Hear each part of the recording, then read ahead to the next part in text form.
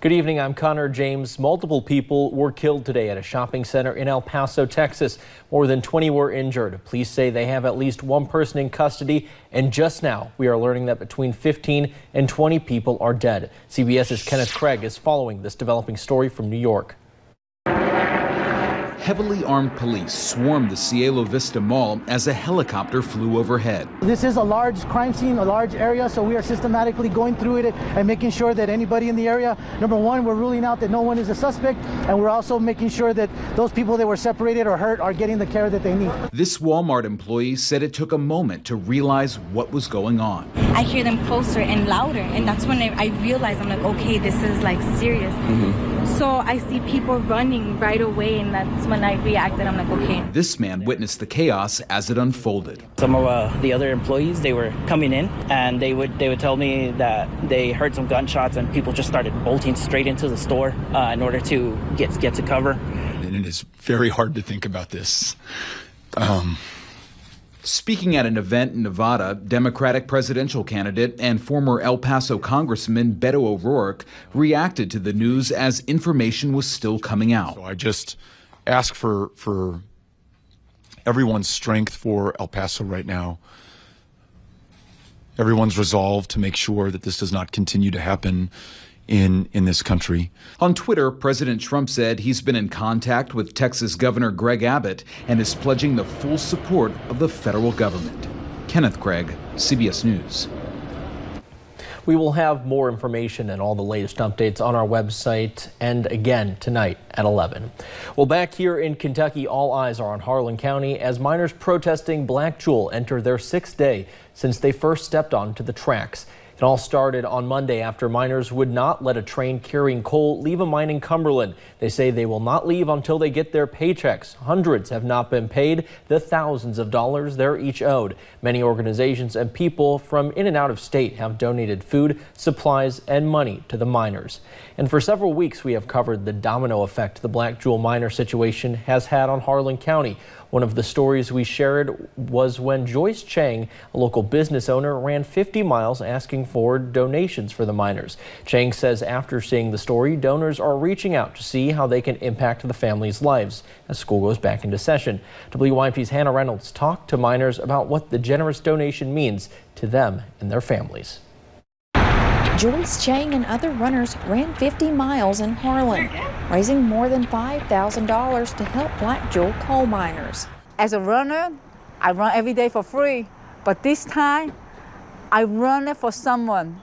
And I also touch all the people's heart that want to take care of these coal mining kids right now. Chang said after watching the news on TV and seeing Chang's efforts for the miners, Terry Jones from Irvine, Kentucky has donated $10,000 to help the families as school starts back for their kids. We want them to have new shoes for school, new backpack. He said every single kid deserves this for school start. The miners say the donation has relieved a little of the pressure they are under. It makes us feel a lot better and stuff like that when, more or less weight off our back and stuff. At least our kids, get school clothes and shoes and stuff like that. Then, it really helps. By noon on Saturday, With Love from Harlan members said more than 150 kids got new backpacks and shoes. In Harlan County, Hannah Reynolds, WYMT Mountain News. The first 100 kids at Shoe Show also had a separate donor who is donating an outfit apiece to those kids. Well, looking ahead to the rest of the weekend into Monday, currently there is a concert being held on the tracks for the miners. The Kudzu Killers are playing music. And then tomorrow at 1 p.m. there will be a church service there for miners and their families. And on Monday at 10 a.m. a hearing for Black Jewel is scheduled at the federal courthouse in Charleston, West Virginia. Buses going to the court leave from Harlan at 5 a.m. We will have a crew there. And sad news out of Owsley County. We've learned Mayor Charles Long, who many believe was the oldest mayor in America, died. Long was elected in 1958 and took office as Boonville's mayor in 1959. He's been mayor ever since. He served the city and Owsley County for 60 years. He was 99 years old. Long also served in World War II. In a 2014 interview with WYMT, Long told reporters he lived a happy life. Life has been, in a way, good to me, and I thank the Lord every day for living. Long had recently suffered from multiple health complications. Visitation for Long will be August 7th from 4 to 7 p.m. at the Boonville Funeral Home. His service will be August 8th at 2 p.m. And 35 years ago today, on August 3rd, 1984, longtime Congressman Carl D. Perkins of Knott County died. He collapsed on a flight from Washington, D.C. to Lexington and was pronounced dead at a Lexington hospital. The Democrat served in the U.S. House of Representatives from 1949 until his death. Thousands attended his funeral at the Morton Combs Athletic Complex, including notable dignitaries like Senator Ted Kennedy and Speaker of the House Tip O'Neill.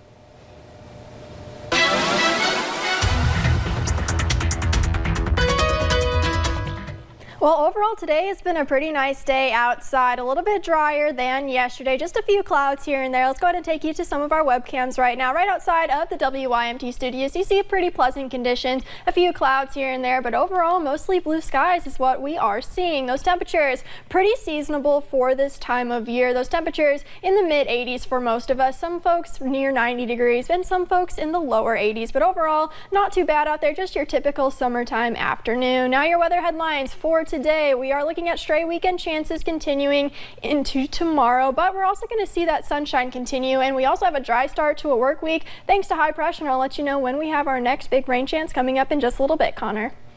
All right, thank you, Kelly. Well, it's here, the start of the fall political season, and once again, thousands are taking part in a tradition of kicking it all off at a huge picnic in a little western Kentucky town. WYMT's Phil Pendleton is in Fancy Farm for the annual picnic and political event.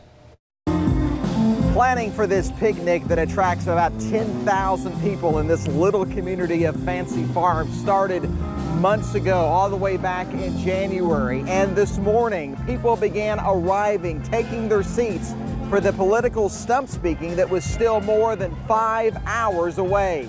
A family from Flatwoods drove 6 hours to attend their first Fancy Farm. Just the tradition, just being a part of something historic, I think is great for our family. Others are veterans. Some have been here for decades. They would never dream of missing it. Yes, we have all kinds of good times. People have dressed up as everything from Abraham Lincoln to you name it. They used to parade across the stage until they put a stop to that. I mean, there's been all kinds of antics throughout the year. And after hours of waiting, the main event finally arrived. The candidates hoping to say just the right thing to this audience of thousands. We do have the lowest unemployment in the history of Kentucky.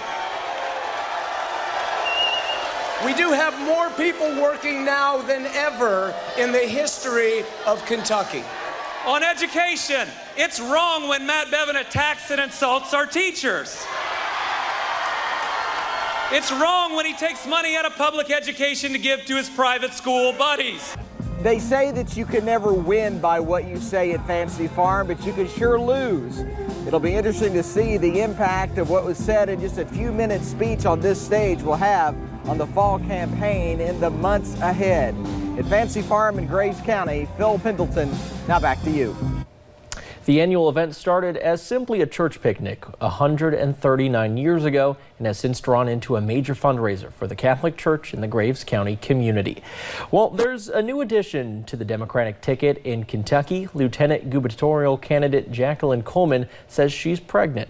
With her husband standing by her side, Coleman said Friday night that their baby girl is due in February. Coleman made the announcement during a Democratic dinner on the eve of the Fancy Farm picnic, calling her baby the newest member of the Bashir Coleman team.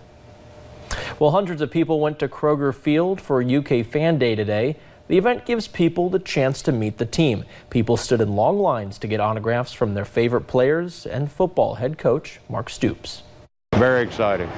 I've been a fan since I was a kid, and it's been the best season so far.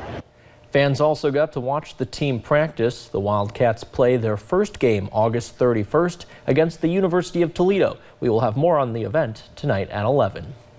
Well, still to come on Mountain News Weekend Edition, we will take you to the second annual Scotty Hamilton Memorial ATV Ride, where around 400 people came out to show their support.